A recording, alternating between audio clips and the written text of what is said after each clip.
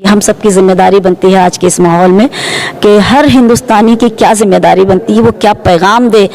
कभी कभी अगर हमें कुछ गलतफहमियां पैदा वतन बचाने का वक्त है, ये मकाम बचाने की फिक्र छोड़ो, मेरे भी हाथों में दे दो परचम मेरे बुजुर्गों हिना से पहले। सीवान के स्टेज पर तो हर मुशायरे में मैं समझती हूँ सिर्फ शायरी सुनी, शायरी के आशिक और शायरी के कदरदान मैं सिर्फ सीवान में नहीं देखती हूँ, बल्कि जब सीवान के लोग मुझे बाहर देशों में कह रहे थे कि उर्दू को लोग खत्म करने की कोशिश कर रहे हैं। अगर उर्दू खत्म हो रही होती तो हमारे ये मुशायरे बाहर क्यों हो? जब हम मोहब्बतों का पैगाम आम करेंगे तो वो जो नफरत करने वाले सिर्फ चंद लोग हैं, बहुत ज़्यादा लोग नहीं होते हैं। जब चंद लोग कभी 1000 और 10,000 लोगों पर हावी हो जाते हैं तो ये 10,000 लोगों की ये जिम्मेदारी बनती है कि उन चंद लोगों को अपनी शायरी के ज़रिए, अपने लफ्ज़ों के ज़रिए, अपने किरदार के ज़रिए उनको अपना बनाने की कोशिश करें।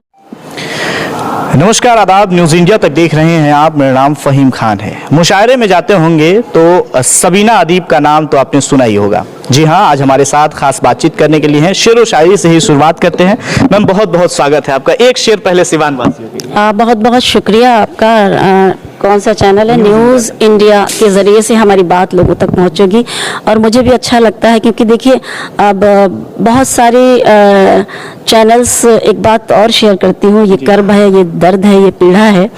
क्योंकि जैसे आज आप ज़्यादातर बड़े जो चैनल्स देखे होंगे उसमें कुछ लोगों को ये शिकवा या शिकायत रहती है कि शायद हमारी वो बातें लोगों तक नहीं पहुंच पाती, लेकिन जब आपके जैसे लोग उन सच्ची चीज़ों को दिखाते हैं, वो सच्चाई जब उजागर करते हैं, दिखाते हैं, तो ऐसे लोगों को ज़रूर हिम्मत बनती है जिनकी बात लोगों तक पहुंचती है। तो ये चैनल का इसलिए मैं शुक्रिया अदा करती हूँ कि एक शायरी जो है, जो एक मोहब्बत का पैगाम देती है, उसके ज़रिए से भी लोगों तक मोहब्बतें पहुँचती हैं। और ये देन भी इलेक्ट्रॉनिक मीडिया का भी है। शायरी की जहाँ तक बात करते हैं तो मैं एक शेर सुनाती हूँ कि वतन, अब इस वक्त तरन्नुम से तो नहीं सुना पाऊँगी, कि वतन बचाने का वक्त है, ये मकाम बचाने की फिक्र छोड़ो। ये हम सबकी जिम्मेदारी बनती है आज के इस माहौल में कि हर हिंदुस्तानी की क्या जिम्मेदारी बनती है, वो क्या पैगाम दे। कभी कभी अगर हमें कुछ गलतफहमियां पैदा हो जाएं तो वतन बचाने का वक्त है, ये मकाम बचाने की फिक्र छोड़ो, मेरे भी हाथों में दे दो परचम मेरे बुजुर्गों हिना से पहले। तो आज अपने देश को के माहौल को खुशगवार करने के लिए ये जो मुशायरे और कवि सम्मेलन होते हैं, इसमें एक साहित्यकार की, एक अदीब की, एक शायर की भी यही जिम्मेदारी होती है और एक ऑर्गेनाइजर्स की भी ये जिम्मेदारी होती है बहुत ज़्यादा, कि वो ऐसे ही लोगों को इनवाइट भी करे जो मोहब्बतों का एक पैगाम दें, मिशन के तौर पे जो शायरी करें, ना कि जो हमारे माहौल को ख़राब करें। हालांकि अल्लाह का शुक्र है कि आज का जो हमारा स्टेज है वो इन सारी चीज़ों से बहुत पाक इसलिए है क्योंकि आज हमेशा मोहब्बत की बात सीवान के स्टेज पर तो हर मुशायरे में मैं समझती हूँ सिर्फ शायरी सुनी जाती है, क्योंकि शायरी के आशिक और शायरी के कदरदान मैं सिर्फ सीवान में नहीं देखती हूँ, बल्कि जब सीवान के लोग मुझे बाहर देशों में मिलते हैं, चाहे वो अमेरिका में हो, चाहे वो सऊदी अरबिया में हो, चाहे वो दुबई में हो। अभी भी मैं जा रही हूँ, बिहार अंजुमन का ही एक मुशायरा है, जौहर कानपुरी साहब और मैं, तो हम दोनों भी 13 तारीख 14 तारीख को अक्टूबर को वहीं रहेंगे। तो मुझे खुशी होती है कि बिहार के लोग अगर कहीं पर हैं तो माशाअल्लाह वो अपनी शनाख्त के साथ हैं और वो साहित्य का, अदब का एक चिराग रोशन कर रहे हैं। और उसकी रोशनी में जब हम सफ़र करते हैं और हम शेर सुनाते हैं तो हमें भी तो मोहब्बतें मिलती हैं। सबीना साहब, जब आप साहिबा जब बिहार से और देश से जब बाहर जाती होंगी तो फिर कैसा माहौल होता है? अमेरिका और या फिर दुबई वगैरह जब आप पहुँचती हैं, वहाँ का माहौल कैसा? देखिए, सबसे बड़ी बात तो ये है कि जैसे अभी आप कुछ देर पहले एक बात कह रहे थे कि उर्दू को लोग ख़त्म करने की कोशिश कर रहे हैं। अगर उर्दू ख़त्म हो रही होती तो हमारे ये मुशायरे बाहर क्यों हो रहे होते?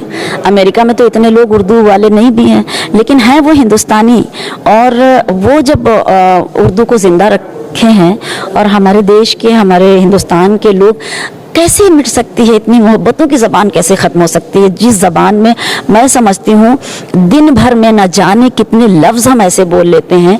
और मैं समझती, खाली मैं ही नहीं, न जाने कितने लोग इतने वर्ड बोल लेते होंगे उर्दू के, उन्हें खुद ही नहीं मालूम कि ये लफ्ज़ उर्दू का हम बोल रहे हैं। तो उर्दू को कैसे वो लोग मिटा सकते हैं?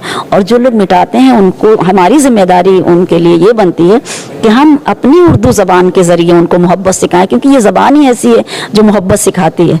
तो मैं जब जब विदेश जाती हूँ तो मैं भी कभी कभी ये तसव्वुर करती हूँ कि मैं तो अमेरिका जा रही हूँ, तो वहाँ क्या मेरी शायरी को लोग सुनेंगे, बट ऐसा नहीं होता है। शबीना अदीब को अगर लोग 5-5 मिनट खड़े होकर क्लैपिंग करते हैं तो वहाँ बड़ा ये चीज भी मैडम देखने को मिलता है कि जब सबीना अदीब का नाम जो है बैनर पोस्टरों पे लगता है तो लोगों के अंदर जोश और जुनून कि सबीना साहिबा आ रही हैं, जी पहुंच रहे हैं। बिल्कुल। तो आप सोचिए मुझे कितना फख्र महसूस होता होगा। मैं आज एक वाकया शेयर करती हूँ। अमेरिका का शहर डैलस है, शिप पे एक मुशायरा हो रहा था और जबकि वहाँ के तमाम सारे लोगों ने ये हिदायत कर दी थी कि आप अपने शिप को बिल्कुल कॉर्नर पे रखें, उसको बीच में न ले जाएं, आंधी बहुत ज़बरदस्त, मतलब एक समुद्री तूफान आने वाला है। लेकिन जब शायरी का तूफान जिस वक्त रवा दवा हुआ वहाँ पर, और शबीना अदीब, मतलब मैं तो बहुत मामूली सी शायर अपने आप को मानती हूँ और छोटी हूँ भी, जब मैंने पढ़ना शुरू किया, यकीन जानिए तो न जाने कितने लोग जब सिर्फ एक नारा लगा रहे थे, इनकलाब जिंदाबाद और हिंदुस्तान जिंदाबाद, तो सोच सकते हैं कि मुझे कितना फ़ख्र महसूस होता होगा। तो मैं समझती हूँ कि बस इसी तरह से मुझे लोगों की मोहब्बतें मिलती रहें ताकि मुझ में भी यही हौसला बना रहे और मैं शेर सुनाती रहूं। मंच पे आप ये शेर पढ़ती हैं, जो खानदानी रईस हैं वो मिजाज रखते हैं, देखिए बड़ी हकीकत बात आपने कही है, बिल्कुल बड़ी बेहतरीन तरीके से। मैं तो ये कहती हूँ कि अभी ये शेर मेरा अपना शेर रहा ही नहीं। आप यकीन करें, हज़ारों लोग अपनी अपनी तरीके से लोग जब मुझे व्हाट्सएप करके भेज देते हैं कि मैडम आपके शेर को मैंने इस तरह से और आपके शेर को मैंने इस तरह से कहा, तो मुझे लगता है कि हाँ शायद मैंने वो बात कहने की कोशिश की है जो लोगों तक अब समझ में आई और अब पहुंची। जबकि ये मेरी 20-22 साल पुरानी गज़ल है, लेकिन आज सोशल मीडिया की देन है जो मेरी ये गज़ल लोगों तक पहुंचने में आज कामयाब रही, तो मुझे खुशी होती है इस बात की। इन दिनों ये देखा जाता है हिंदू मुस्लिम जाति का विरोध चलता है, जातिवाद की बात होती है, लेकिन एक मुशायरे से एकता की पैगाम पेश की जाती है, एकता का पैगाम दिया जाता है। देखिए, मुशायरे हो या कवि सम्मेलन हो, ख़ास तौर से अब हमारे जो मुशायरे हो रहे हैं, ये जो हमारा अदब और साहित्य का स्टेज है, ये हमें सिर्फ यही पैगाम देने की ही कोशिश हर किसी साहित्यकार को, हर किसी अदीब को, हर किसी शायर को करना चाहिए। क्योंकि हमारा पहला मकसद, पहला मिशन ही ये होना चाहिए कि हम अपनी शायरी के ज़रिए लोगों को मोहब्बत का पैगाम पेश करें। जब हम मोहब्बतों का पैगाम आम करेंगे तो वो जो नफ़रत करने वाले सिर्फ चंद लोग हैं, बहुत ज़्यादा लोग नहीं होते हैं। जब चंद लोग कभी 1000 और 10,000 लोगों पर हावी हो जाते हैं, तो ये 10,000 लोगों की ये जिम्मेदारी बनती है कि उन चंद लोगों को अपनी शायरी के ज़रिए, अपने लफ्ज़ों के ज़रिए, अपने किरदार के ज़रिए उनको अपना बनाने की कोशिश करें। जब हम ये कोशिश करेंगे तो इंशाअल्लाह ताला हमें ज़रूर। और कवि सम्मेलन में ये देखा जाए, शायर और शायरा जो होती हैं वो शेरों में कुछ इस तरह की बात कह देती हैं जो पॉलिटिकल जुड़ा हुआ मामला होता है और लोग खूब खुशी मनाते हैं। देखिए, एक शायर जो है, शायर जो है, एक अदीब और एक शायर समाज का आईना होता है। समाज में जो कुछ भी होता है वो अपनी शायरी के ज़रिए से लोगों तक पहुंचाने की कोशिश करता है। अब ये अलग बात है कि आप उसको किस नज़रिए से महसूस करते हैं। तो लोग अपने अपने नज़रिए से जब उस चीज़ को महसूस करते हैं तो उसी चीज़ को उस तरह से पेश करते हैं। आज ही चाय की बात कही और पूरे लोग हंस रहे हैं। हाँ, तो वो बार बार वो एक अलग जिक्र था, खैर, लेकिन अब उन लोगों ने उसको किस नज़रिए से महसूस किया, ये उनका अपना सोचने का नज़रिया है।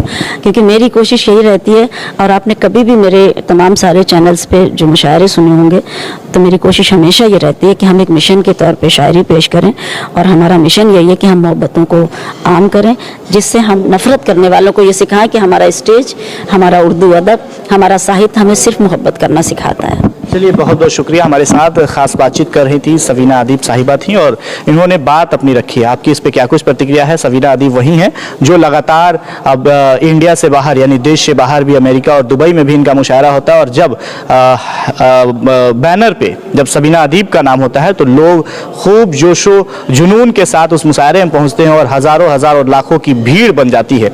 हालांकि इस पे आपकी क्या कुछ प्रतिक्रिया? अपनी प्रतिक्रिया जरूर दें। बहुत बहुत धन्यवाद।